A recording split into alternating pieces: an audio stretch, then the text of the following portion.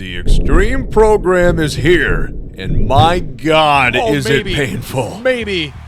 It's O'Neal. He's real fast. Oh, he's not even going to go.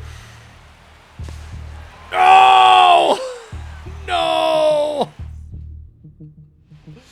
Oh. This has to be the most brutal extreme program yet. However, there's ways to make it a whole lot easier. Between the Showdown, the Conquest, and so much more, this is how to complete the extreme program easy. It's never quite going to be easy. Leave a like down below. Subscribe to the channel if you guys are brand new, and let me know what you guys have been doing on the extreme program so far. That being said, let's get into it. Don't do the moments. Easy start. Don't do them. They simply are just not worth it to do these moment challenges. They have increasingly, through the years, made these more and more difficult. We do have one done. We did complete the Mason Miller. If there's one easy one, I guess that's it. And even that, it's RNG, right? A lot of the moments, that is the direction they've gone into. It is moment challenges where it isn't necessarily skill being involved. Like this Mason Miller, it actually took me a few tries, whereas it's complete random. You only get sliders with Mason Miller to strike out 3 consecutive batters. Now, it's not actually a true immaculate inning because you get more than 9 pitches. You just have to strike out the side, essentially, and you'll win that one. Could take 1 try, could take 100 tries. Depends how brutal the CPU decides to be, because the AI is really bad in the game. You can throw the same pitch 100 times and all of a sudden they'll decide to hit it, even though it fooled them the rest of the 99 times. A lot of them are like this. The Byron Buxton hit for the cycle, which, if you've tried this, you'll know it's complete bullshit. Hitting triples in this game is about damn near impossible. You have to get insanely lucky for this actually to happen. You have to hit the ball perfectly because the CPU responds perfectly to every carom off the wall. Just don't really do the moment challenges. They are worth 4 points. I will tell you, unless you get extremely lucky within the first try or two, this is going to take you a long time. Learn from me, who sat and did this for about 2 hours to not complete it, to get, well, 0 points. Absolutely no progress for all that time spent, when literally anything else I could have done would net me at least progress towards the repeatable PXP mission. There's just not much way I can recommend doing some of these. If you're like 4 points off of completing, sure, possibly. A lot of these, for most people, are just not going to be worth your time. I would probably skip them, move on to something like the Diamond Quest, which I think is probably the easiest out of all. Of course, you get 2 very good cards, Carlos Santana, Kenley Jansen, both non-sellable, which, a bit surprising, they decided to make them no-sell. Think they just want to make it exclusive, really tough to do. In the Diamond Quest, there isn't inherently a ton of, like, tips, I guess, other than this. You are in a snake pattern, of course, through this entire thing, so you can't really avoid anything for that matter. You have to go play them. But you get to the first stadium challenge, that being Kenley Jansen. And these are more difficult challenges you're going to experience along the way. You're not going to be winning all of them, which is okay. You don't want a negative perk leading up to the stadium challenge, but ultimately, play this on whatever difficulty you normally play Diamond Quest. I think I did it on Hall of Fame. Maybe it was Legend. We'll go back and look. Whatever my screen said, that's the difficulty. I played it on right there. I can't remember, but I got him first try. I won that. And this is where it gets important, because you're going to have the Zone Sweeper, which this is a Legend difficulty game that is non-avoidable. Again, you're going to face up against him. It doesn't matter if you lose. Really. I mean, you want to face him, and you will, well before this Stadium Challenge, because again, Stadium Challenges, you lose, you're done. You lose everything. Zone Sweeper, you lose, you get these 2 negative perks that expire after 1 game. Not really the end of the world if you lose. Try to win, of course, but you get to this Stadium Challenge, and you get to this one as well for Carlos Santana. You need both him and Kenley to actually get the 30 points, a third progress of the Extreme program. When you get to these, after you get Kenley Jansen, I would recommend playing them on as low a difficulty as you feel comfortable, guarantee winning. So I think I played this on, I think it was All-Star difficulty, because I knew I'd win without a shadow of a doubt. If I get the chase card, cool. Ultimately, I care about getting Carlos Santana at the end. And this one, again, because I don't want to risk losing Kenley Jansen, I also played at a lower difficulty than I normally would. I think I had about a 74% chance hit rate on Hall of Fame.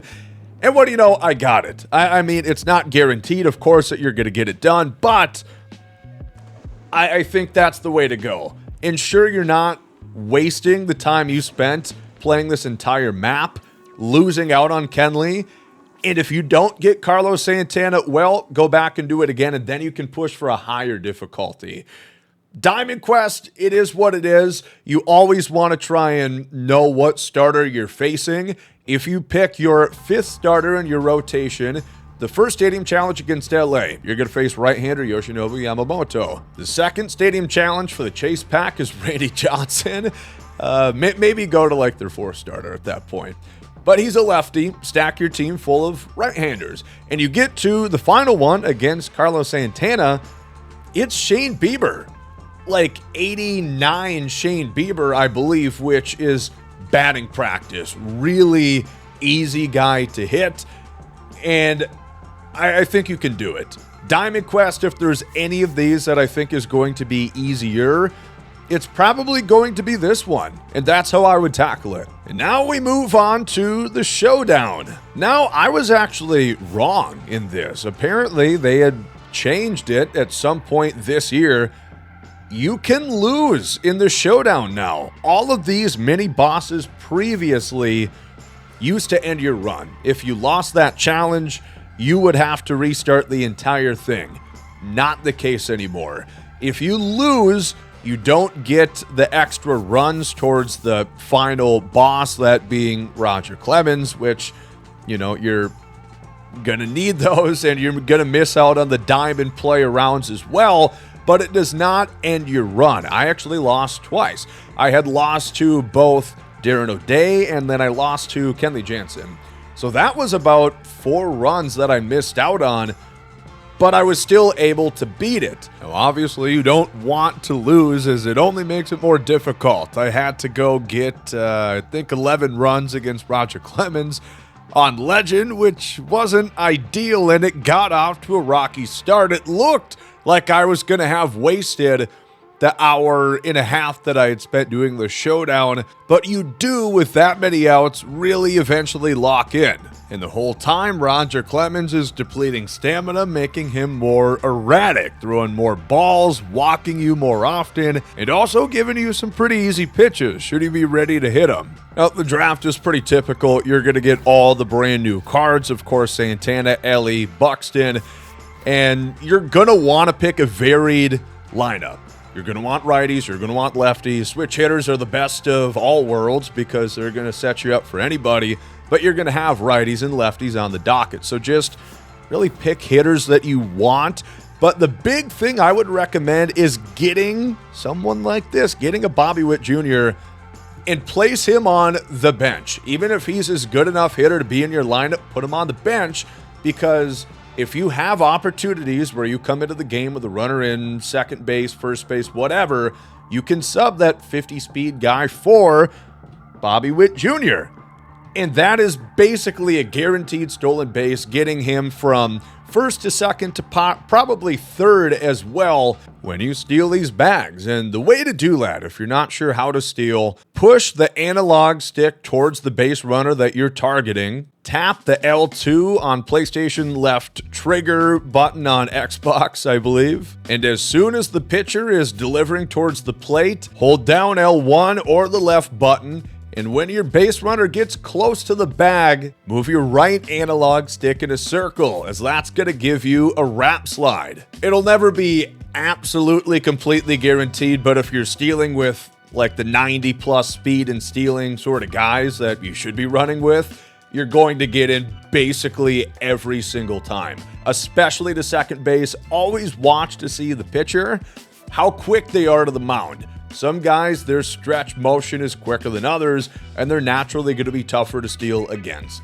But absolutely crucial, in my opinion, to have a guy like Bobby Witt Jr., anybody that fast on your bench to put into those opportunities, because then from first base to third base, you might just need to put a ball into the outfield, get a sac fly, and that could guarantee you the win. Makes it so much easier. Of course, always make sure to equip your perks as you get them. Remember, positions don't matter in Showdown because you don't pitch or play defense, so Pete Alonso can catch in this instance. And do take a look at who you have on your bench, because you could find some interesting players here. Billy Cook, that is 88 speed. That might end up coming in handy. And as I said, we've got a Bobby Witt Jr. starting. No, we don't need him. We can make sure he's going to hit regardless. Put anybody else in that scenario so you have Bobby Witt Jr. when you need him. And then, as always, take a look at who you're facing. The first one is against Joan Duran, so you're going to want to plan your lineup accordingly. You're going to want to put those, switch hitters, those lefties, if you have them, towards the top. Anybody that you think you're going to have success with against that individual pitcher. That's the way to do it. And then in the games, big thing, big focus. Take a look at how many outs you have to go. Some of them you only get like 3 outs to score a single run, such as the case against Darren O'Day. Those ones can be quite challenging because you can't really screw up many times until you lose. Know the scenario. Try to limit strikeouts. Limit ground into double plays. If you've got a runner on first base, again, that's an opportunity to try to move him over to second so you don't have to risk a double play, which could really sink your run. And when you face the big bosses, especially a guy like Roger Clemens, know that you've got outs to play with. Work the counts. If it is not a fastball down the middle, if it's not a great pitch to swing at, just wait, because you're going to get something much better, and you adding on those miles to the pitcher's arms is only going to make it more likely for them to walk you and eventually give you that cookie right down the middle. I'm not going to sit and pretend it's easy, but with these tips, hopefully the Showdown can be a little bit more manageable. And from there, the Extreme program, it is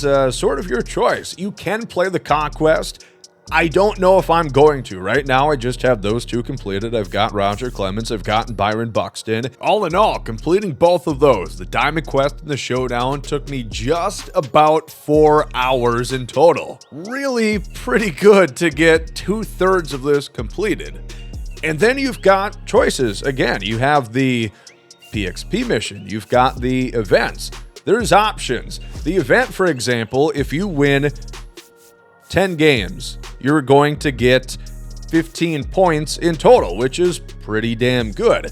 Now, it is Hall of Fame difficulty, but it's also Hall of Fame difficulty for your opponent. So it is pretty even keel match at that rate, even if you're not accustomed to playing on Hall of Fame. You'll get lots of quit outs and events. I definitely recommend doing that because at the end of the day, your record doesn't matter and you're only progressing towards the PXP mission. 40,000 PXP nets you another 5 points, which is going to help you get this done if you don't want to do the Showdown or the DQ or the Conquest. Certainly the moment challenges. Let's be real. The moment challenges are simply there for people who like pain and content creators. I guess there's a little bit of overlap between those two. But they're not there for actual progress. They're there for really shits and giggles to make you suffer along the way in this Extreme program. You get 40 points if you were to complete all 10 moment challenges. You don't even get Roger Clemens. That's messed up. You don't even get the second player.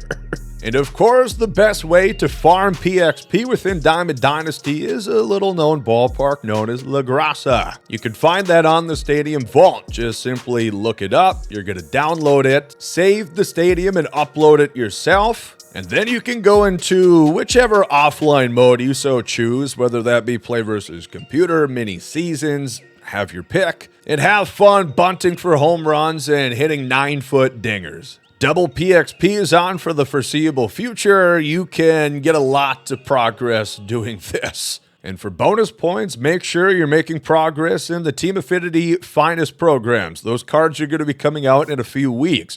So if you are missing some of these finest vouchers, try and use players and cards from those teams. And lastly, we will talk about the Conquest Extreme. I don't know if I'm going to wind up playing this just because it is actually fairly difficult and pretty time consuming. So you do have to actually complete every single one of these goals, the turn-based ones.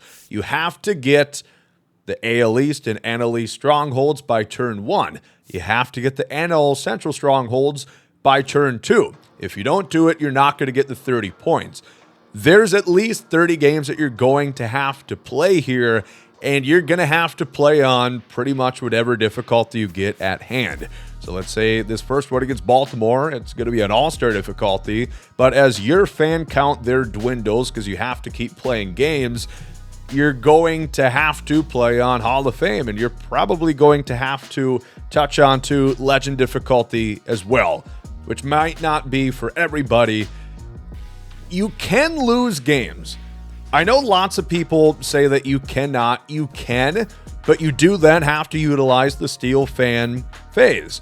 Whether it be maybe 3 million at a time, it's sort of up to your own discretion what happens in your own simulation, of course, but you might have to utilize that. Overall, you're going to have to play at least 30 games to get this done, and there is obviously the chance of you going and playing 20, and then you lose a couple, and then you have to restart everything because you are not actually on track to complete some of these goals. Some people, you might want to do the Conquest. Obviously, you get lots of PXP, which is going to help towards that mission.